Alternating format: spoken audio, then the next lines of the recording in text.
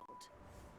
Under the pretext of a social gathering, one invited the impartial Rex Lapis to judge the quality of our creations. But Rex Lapis declared that Guizhong's Obscuro Vulpus mechanism was superior.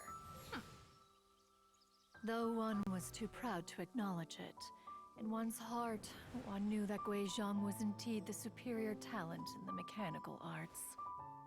As for the story between Guizhong and Streetward Rambler, that begins with a certain bell.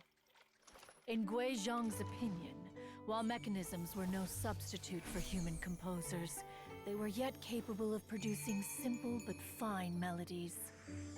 But Streetward Rambler believed music to be an expression of the soul, an emotional enterprise that could never hope to be replicated by machinery.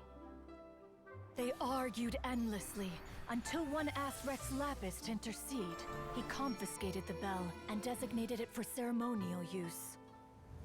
Thereafter, one would often find them convening in the mountains, discussing music, mechanics, and all the affairs of the mortal world. But these good times were not to last. War broke out between the gods, and soon engulfed the Guili Plains. Guizhong was overpowered by the enemy, and fell in battle. When Streetwood Rambler and I arrived at the scene at long last, all that remained among the ruins was her lifeless body.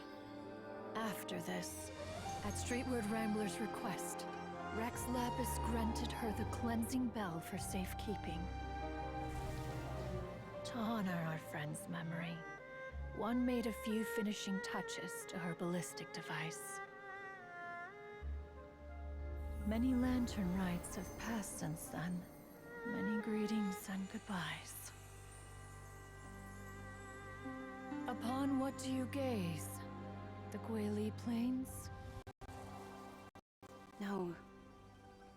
It's everything.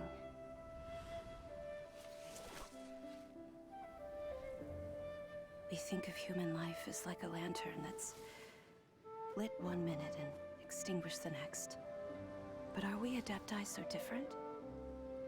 Perhaps as dust settles after a storm, we too must one day return to the world below. One has always been austere and private by nature, and has never relished social